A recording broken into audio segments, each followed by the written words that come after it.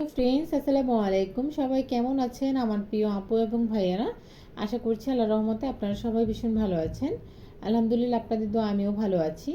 আজকের পর্বে খুবই মজাদার একটি আমের আচার তৈরি করে দেখাচ্ছি। এটা কিন্তু কোনো রকম বেশি মশলা লাগে না, হালকা মশলা এই আচারটা তৈরি করে নেওয়া যায়। খুবই সুন্দর ডিজাইনের একটি আমের আচার রেসিপি শেয়ার করছি। এটা একটু দেখতে মোরব্বার মতো হয়েছে, বাট মোরব্বাটা কিন্তু কেচে কেচে তৈরি করা হয় কাঁটা চামচের সাহায্যে। আর এটাকে কিন্তু কেটে নিয়েছি, এতটুকু ডিফারেন্স। আর এটা হচ্ছে কিছুটা আমের মশলা ব্যবহার করা হয়েছে, আর মোরব্বাতে শুধু চিনি ব্যবহার করা হয়। এই আচারটা খুবই সোজা বানিয়ে নেওয়াটা আর সহজ। তো চলুন শুরু করি। এখানে আমি 5 থেকে 7টির মতো আম কেটে নিয়েছি।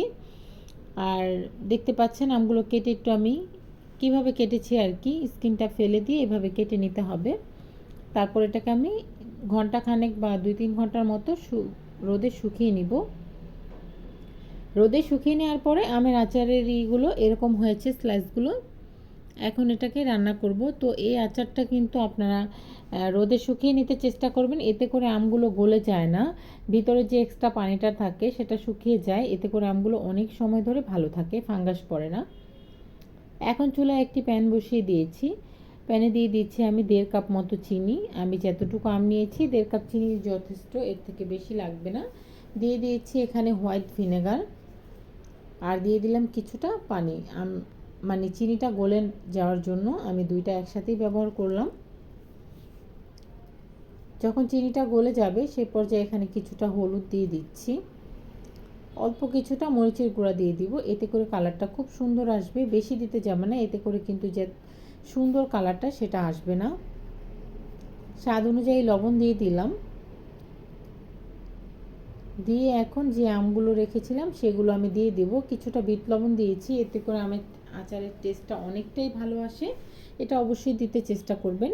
এভাবে আমি সবগুলো আম দেখতে পাচ্ছেন আমি কি করছি, একটু মানে যে কাটা অংশটা নিচে দিয়ে দিয়েছি, এটা যেন ভালোভাবে সেদ্ধ হতে পারে। সেদ্ধ হবে যখন আপনি এমনিতেই বুঝতে পারবেন বা নিচের কালারটা পুরো স্বচ্ছ হয়ে যাবে। আর এগুলো বেশি নাড়াচাড়া করার কোনো প্রয়োজন নেই, এতে করে কিন্তু আমগুলো ভেঙে যাবে বেশি নাড়াচাড়া করলে। তা বেশ কিছু সময় এটাকে রান্না করে নিচ্ছি। এখন একটু দেখে নিচ্ছি এটা নিচের অংশটা সেদ্ধ হয়েছে কি না। তো নিচের অংশটা সেদ্ধ হয়নি এখনও। যে পর্যায়ে সেদ্ধ হবে তখন আমি এটাকে একটু উল্টে পাল্টে দিব। এখন কিন্তু এটা দেখতে পাচ্ছেন কিছুটা স্বচ্ছ হয়ে গেছে। তো স্বচ্ছ হয়ে গেলে এটাকে একটু উল্টে দিচ্ছি, নিচের যে অংশটা রয়েছে সেটাও যেন একটু সেদ্ধ হতে পারে। এই আচারটা বানাতে অল্প একটু মশলা লাগবে। আমের আচারের মশলার কিন্তু ভিডিও আমার চ্যানেলে রয়েছে, এর আগে আমি যে আমের আচার রেসিপিটা শেয়ার করেছি সেখানে রয়েছে, আপনারা চাইলে কিন্তু দেখে নিতে পারেন।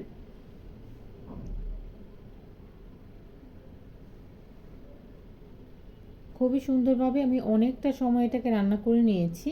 তো এখন আমি এখানে মশলাটা অ্যাড করে দিব। আর যে হোয়াইট ভিনেগারটা রয়েছে সেটা দেওয়ার কারণে কিন্তু আমগুলো প্রিজারভেটিভের কাজ করবে, অনেক সময় এটা ভালো থাকবে। এই তো আমি উপর থেকে কিছুটা আমের যে মশলা থাকে সেটা ছড়িয়ে দিচ্ছি। অল্প কিছুটা মশলা দিব, এতে করে যেন একটু ঘ্রাণ আসে আর কি, এর জন্য। এই যে এরকম আমি আমার চ্যানেলে এই পর্যায়ে অনেকগুলো আমের আচার রেসিপি আমি শেয়ার করেছি এবছরে। তো আপনারা চাইলে এগুলো দেখে নিতে পারেন। আমি খুব সহজে আচার রেসিপি শেয়ার করার চেষ্টা করে থাকি। আশা করছি আমার আমের আচারের সহজ রেসিপি আপনাদের কাছে ভালো লাগবে।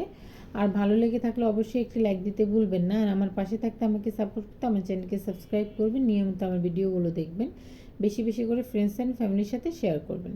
তো এই যে চিনিটা যখন এ পর্যায়ে চলে আসবে শিরাটা, তখন আমি এটাকে নামিয়ে নিলাম। নামিয়ে আচারটাকে ঠান্ডা করে আমি কিন্তু পরিবেশন করে নিয়েছি। দেখেন কতটা সুন্দর লুক আসছে আচারটা। আপনারা এবছর কিন্তু এই আচারটা অবশ্যই বানাবেন, আর বানিয়ে যদি দেখেন এটার টেস্টটা অনেকটা ভালো এসেছে, আমার ভিডিও দেখে উপকৃত হয়েছেন, তাহলে আমাকে একটি কমেন্ট করে জানাতে পারেন যে আপনি কতটুকু উপকৃত হয়েছেন। আর যদি কোনো রকম কোনো ভিডিও আপনারা দেখতে চান সেটা আমাকে কমেন্টে বলতে পারেন, আমি অবশ্যই তৈরি করে দেখানোর চেষ্টা করব। আমি সবসময় সহজ রেসিপি শেয়ার করার চেষ্টা করি, ঘরোয়া মশলায় ভিডিও মানে রেসিপি বানানোর চেষ্টা করি আপনাদের সুবিধার জন্য। তো আজকে এরপর যে এখানেই বিদায় নিচ্ছি।